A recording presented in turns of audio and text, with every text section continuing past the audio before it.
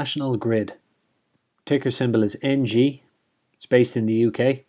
It's trading for about £10 per share at the moment.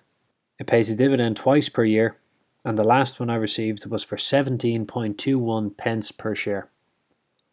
So usually with companies that pay twice a year, they have what's called an interim payment and a final payment.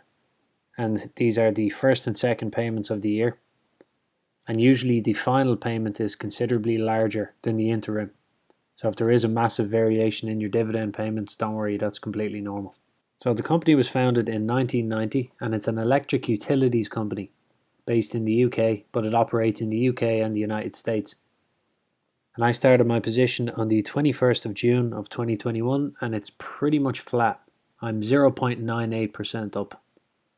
So at the moment, their segments include UK electricity transmission, electricity distribution, electricity system operation, New England and New York. So they essentially just provide electricity in the United Kingdom and the United States. That's the general gist. They currently have 30,000 employees. They were founded in 1990. They have a current market cap of £36.5 billion, a PE ratio of 25.27, current revenue of £18.26 billion, earnings per share of 40 pence, and a current nice dividend yield of 5.17%. Over the last year, they have a profit margin of about 34%, and over the last quarter, it's about 44%, so it's good to see. Strong profits.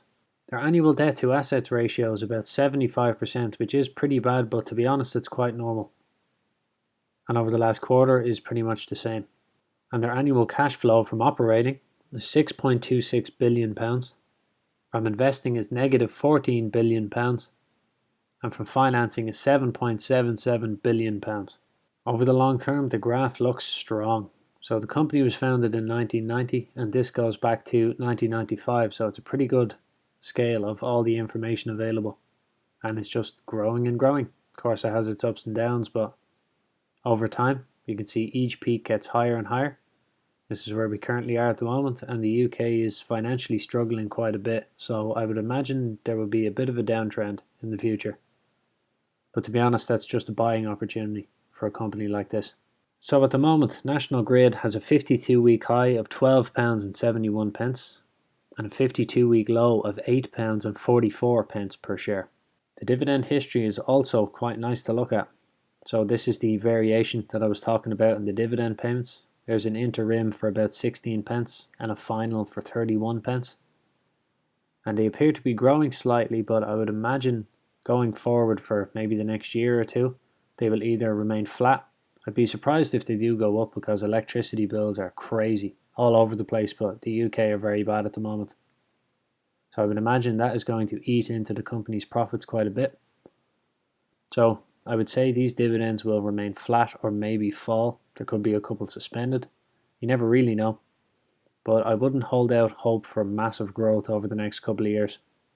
So overall, National Grid is quite popular as a dividend stock in the UK and outside, of course.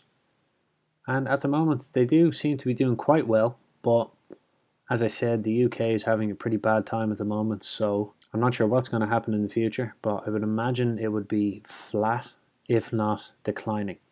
That's my own opinion, but as I said, that's just a buying opportunity. If they fall by a considerable amount, I hope I have money to put in, because it is a pretty safe one.